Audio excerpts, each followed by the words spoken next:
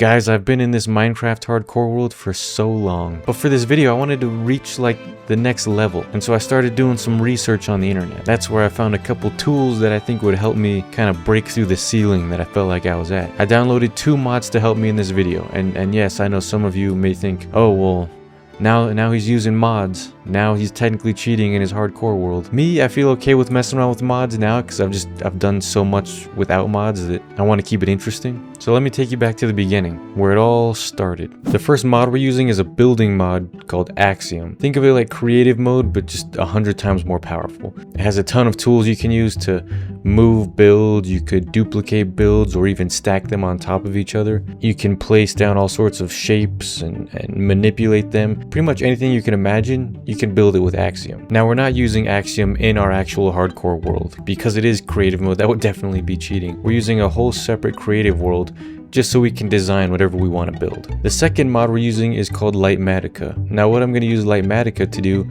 is to create a schematic of whatever build I design, and then I'm going to take that schematic and put it in my hardcore world and build it. Think of it as blueprints. Whatever you design, it's just instructions that show you exactly where to place the blocks, and it has helpful tools when it comes to placing them as well that make things go a little bit faster. I should let you know that in this part in the video I've decided I'm going to build a castle. I know it may not be the most creative thing in the world, but the only other castle I've built in my world looks like this, and it's kind of cool, but I think we can surpass it. So for the terrain, I wanted the castle to be on top of like a mountain, and I thought it'd be cool if I had like spikes coming out of the mountain all around it. So I'm using the cone tool to try to make it look as natural. I know anything with giant peaks sticking out of the side of it isn't really going to look natural, but I guess just to make it look as natural as it can be.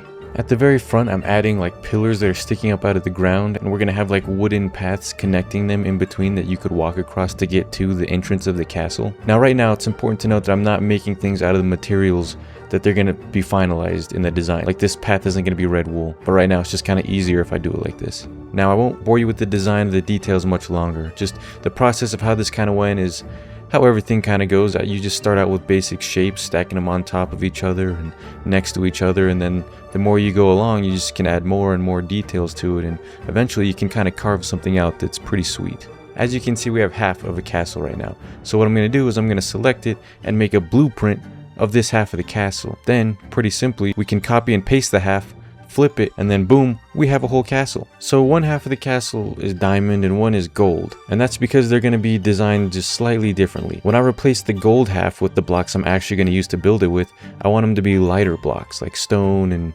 well, pretty much stone and a lot of variations of stone. Remember, we're going to build this in survival, so I'm going to have to manually collect every block we decide to use in this build. So stone is one of those blocks you can build a pretty easy farm for, so I'm going to be using a lot of stone in this build. And the diamond half is going to be darker blocks like deep slate and maybe black stone, so we get this contrast of light and dark in the castle, which I think could be really cool. Now I'm going to add plenty more details to this thing, but there's no point in me showing you the final product now, right? So let's move on to the next section. So I made a list of pretty much all the materials I'll need for this build, and it's a lot.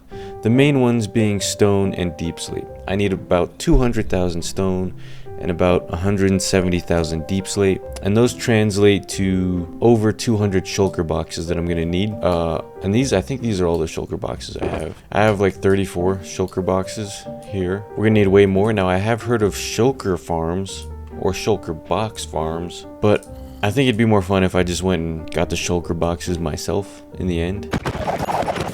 I will admit it was more fun, but only for like the first 40 shulkers, and then the hundreds after that I had to kill did get a little bit repetitive. On the bright side, we got a lot of great loot and just so many elytras. I mean, more than I'll ever need. And for the rest of the storage of the other materials, I'm just gonna make a bunch of chests and use those. We can start gathering the materials. Again, the largest ones are stone, deep slate, and cobblestone. But stone and cobblestone are basically the same one. I have this pretty fantastic stone generator here. I had to build a huge stone mountain a while back for another video, so I built this stone generator, which is crazy efficient. So I'm going to use it to get all the cobblestone and stone that I need for this build, but it does need just a few modifications before it's ready to go. The storage system, as you can see, is just a bunch of double chests. Now this may have enough storage for all the stone that we need, but instead of having double chests full of stone, what I want to fill these up with is double chests full of shulker boxes that are full of stacks of stone. So that way we'll definitely have enough storage, and then moving all the stone around later will be a lot easier. How do you build a shulker loader like that? I have no idea, but the people on the internet said to do something kind of like this. And now that we're using mods, I can build this in a creative world, use Litematica to get a schematic of it, and then build it in my hardcore world. It's kind of like a smaller example of exactly what we're going to be doing with this castle. Let's see if this works. So this shulker popped out, and it should be loading up with stone. Now, when it fills up with stone, it should get broken by this piston here and fall down and funnel into all the way down here. Oh shoot, this one just finished. Let's see. And we have a shulker box full of stone. Look at that.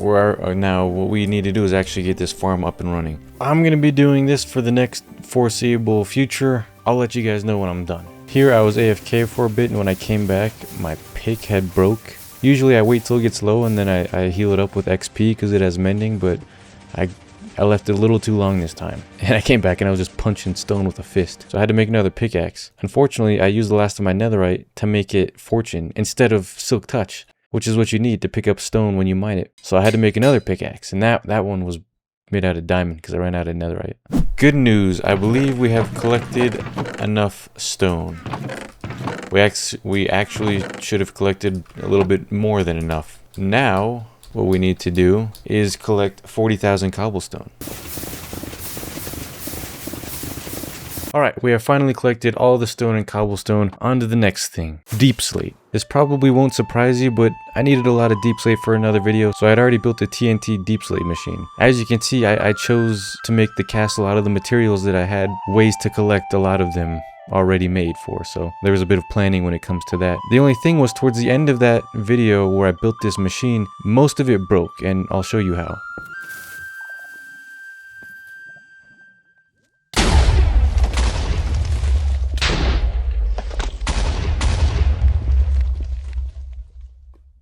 Guys, a creeper just walked up to me and exploded next to this TNT machine, and I didn't hear it because I didn't have my headphones on.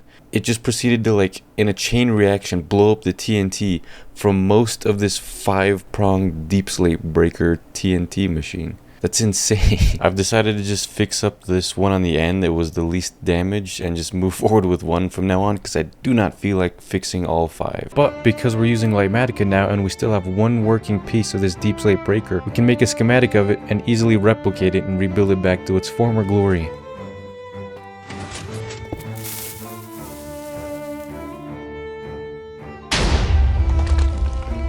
Usually I record a time lapse of me doing stuff like this, but I didn't this time. But all that's happening is I'm just destroying a ton of the underground here to get as much deep slate as I can. And let me tell you, it took a while. Guys, look at how far this tunnel goes. We've destroyed so much deep slate, it's insane. I don't remember exactly how many shulker boxes we filled up, but as you can see, it's quite a lot. And we even got a pretty good amount of deep slate diamond ore because I was just picking those up as I was moving along. We have so many shulker boxes that even though they are shulker boxes, it's going to take a while for me to even move all this stuff back up to the surface. The next thing we need to collect is about 11,000 blackstone. And blackstone's actually kind of difficult. I've never seen anyone make like an efficient farm for blackstone. As far as I know, you just have to mine it, and you can find it in like basalt delta biomes, just in little patches. But bastions also have large amounts of blackstone, and I know there's a bastion close to me in the nether, so I'm going to go there and just try to mine that thing out first. I brought with me a bunch of TNT that I was going to explode in the bastion and then go collect the blackstone, kind of like how the deep slate breaker worked, but this actually wasn't super efficient and I didn't have a TNT duper, so I ran out pretty fast and decided to just mine it normally. Fun fact though, if a zombie piglin gets hurt by one of the TNTs you light off, they get pretty upset. This was by no means the most exciting thing to collect, but we eventually got it done. Next thing we needed to get was a bunch of sandstone, so I used Litematica to fix my broken sand duper. I had previously built this when I needed a bunch of sandstone to build the Colosseum I was working on, and since then most of it had broken down, so it was nice to get this thing up and running again. Also, collecting sandstone is just super nice because you can AFK it. Grass and dirt blocks I collected with a shovel. This right here is a prismarine crystal and shard farm. I know I keep saying this, but I made it in a previous video because I needed a bunch of sea lanterns for this city I was building. Luckily here I can just use the prismarine shards to make prismarine bricks, which I don't need a ton of, but I do need some of for this castle design. I need to collect a bunch of andesite, which looks like this, and so my plan was to just originally mine for it. But then I remembered you can craft andesite by putting cobblestone and diorite together. and that gives you 2 andesite. Why is that helpful? Because I can get diorite just about as fast as I can get andesite, and remember I have that cobblestone generator that gives me massive amounts of cobblestone. So doing it this way will essentially cut my time in half. If anyone knows how to get vines from mossy cobblestone fast, let me know, because I was just doing it like this and it took a while. We also needed endstone and lanterns, but those were both pretty easy to get. So I think we've collected all the materials for this build, which is over 500,000 blocks. But yeah.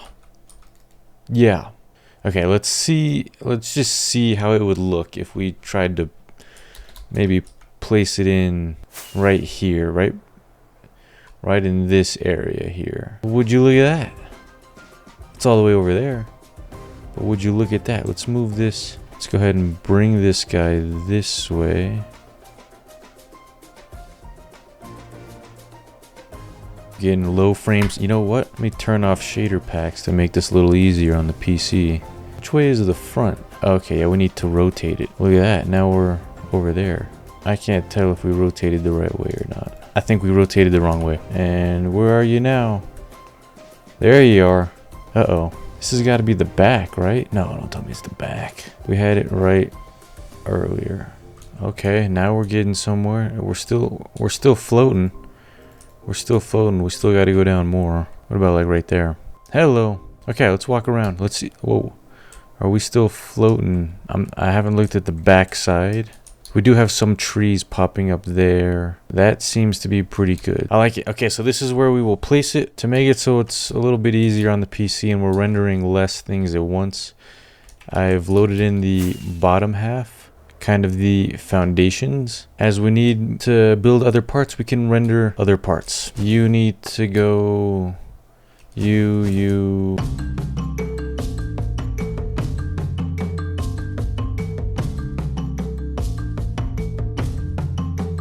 Now we gotta move all the materials close by to the castle so we don't have to go too far when we're looking for replenishment of our materials. When I was moving all the stuff over, I realized I didn't have quite enough blackstone, so I went back into the nether to look for more bastions so I could get enough blackstone. The problem was I wandered off a little bit too far and I got lost. I didn't know how to get back to my nether portal. Normally I have a compass that points directly to it, but I had taken it out of my inventory when I was moving all the supplies over to the castle. I knew the coordinates in the overworld for my base, but not in the nether. So I decided to go look for more bastions until I found enough obsidian so I can make a portal to go back to the overworld. It's a good thing bastions aren't dangerous at all. Just a... What in the world? Oh my goodness. Oh my goodness. What in the world just happened? Okay, can I...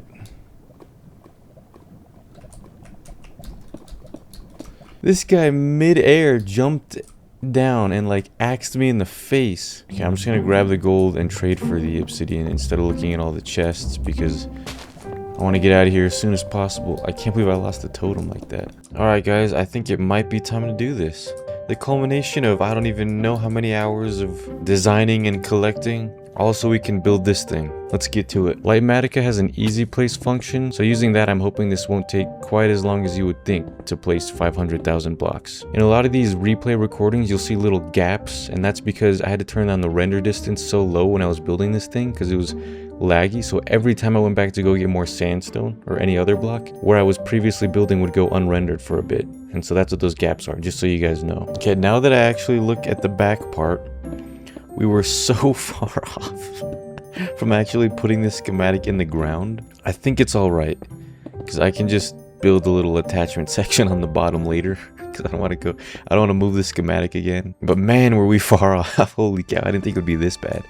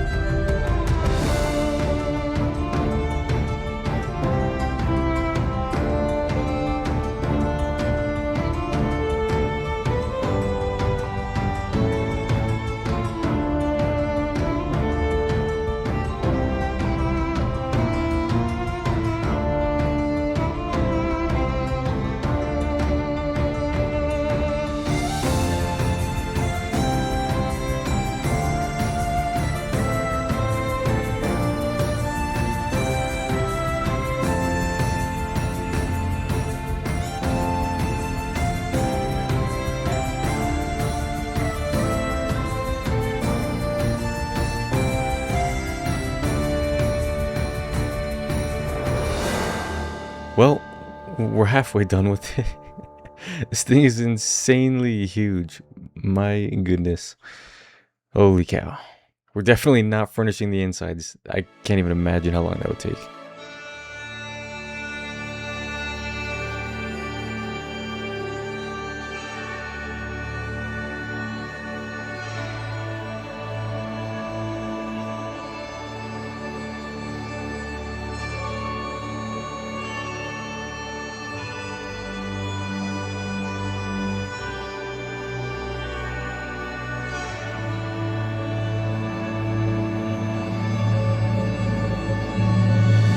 I believe I have enough dirt and sandstone to connect kind of the bottom of the foundation to the ground so it doesn't look like it's floating.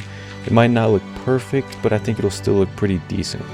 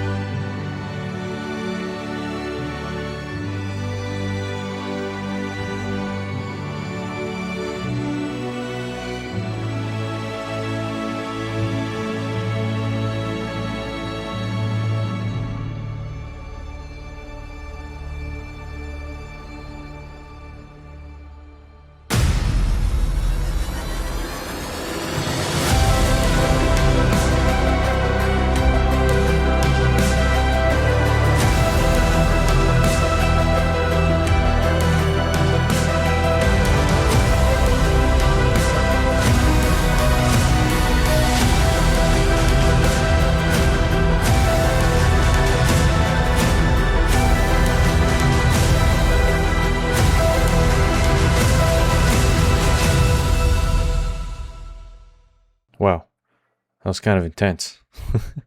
Guys, thank you so much for watching the video. If you like the content, maybe hit the subscribe button. It helps me out. It lets you know when I'm coming out with more videos. That's what I like to call in the business a win-win. All right, see you later.